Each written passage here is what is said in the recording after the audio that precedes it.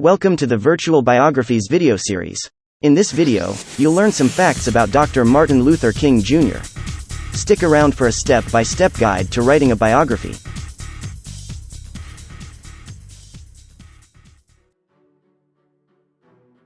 Who was Dr. Martin Luther King and why is he an important figure? Martin Luther King Jr. was an American civil rights activist.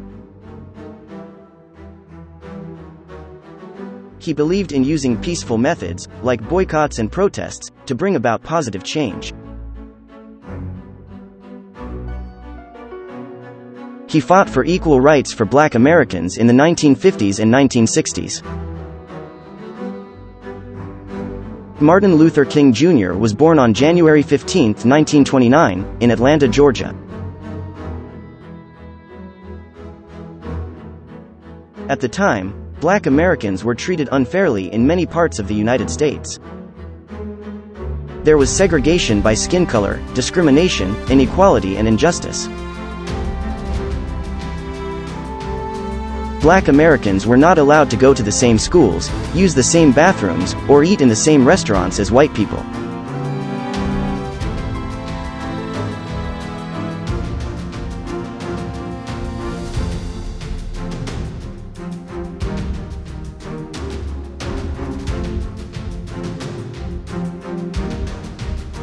King grew up to become a minister and started speaking out against these injustices.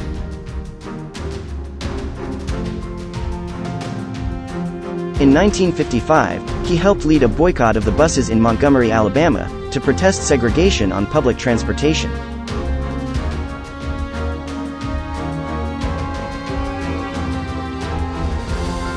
King became a leader in the civil rights movement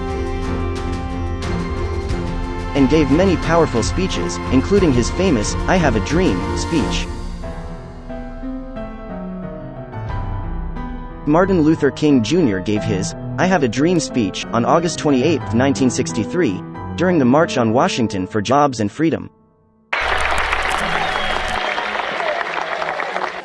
am happy to join with you today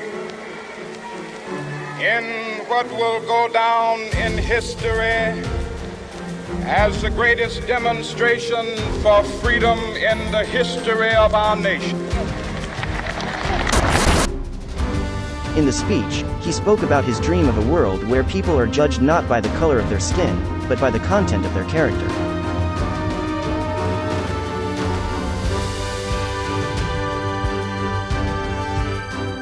A famous quote from the speech was, "I have a dream that one day this nation will rise up and live out the true meaning of its creed. We hold these truths to be self-evident, that all men are created equal."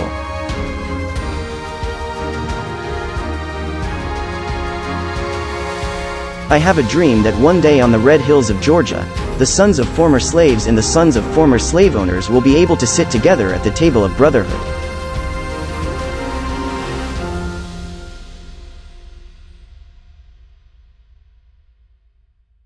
In 1964, King was awarded the Nobel Peace Prize for his work in the civil rights movement.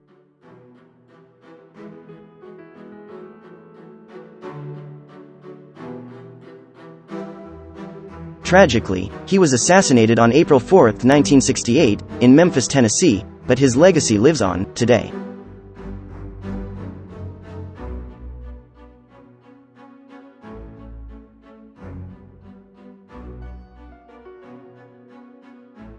Thanks for sticking around. Please hit the like button and subscribe for more short video lessons. Now let's go over the steps to writing a biography. A graphic organizer can help you organize your thoughts. Start by writing your subject's name, their date of birth, and the day they died. For your first paragraph, you would want to speak about their early life, their childhood, and their young adulthood. What character traits make your subject unique? Think of precise adjectives to describe your character.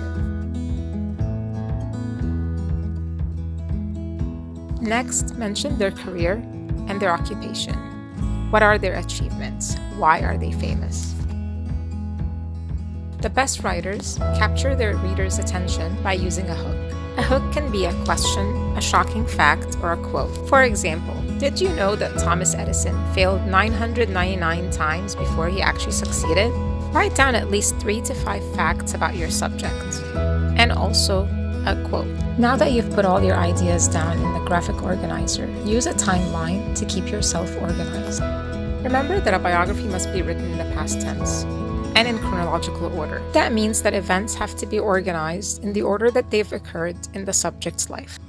The introduction is where you use your hook. This is how you're going to make your reader interested in your subject. For the first paragraph, you're going to talk about their early life, childhood, family, and young adulthood. Depending on your age group, you might be required to write 3 or more paragraphs. For the second paragraph, you can talk about their career and their achievements. You can also include facts in the second and the third paragraphs. And make sure to include at least 1 quote. In the conclusion, you can mention when and where your subject died, or if they are still alive, what their most important achievements are, and why they are famous or why are they important to society. Don't forget to add the citations. Citations give credit to the person who mentioned the quote or the website or book or source that you found the quote in. Now use the ideas from your brainstorming exercise and turn them into paragraphs, starting with the introduction.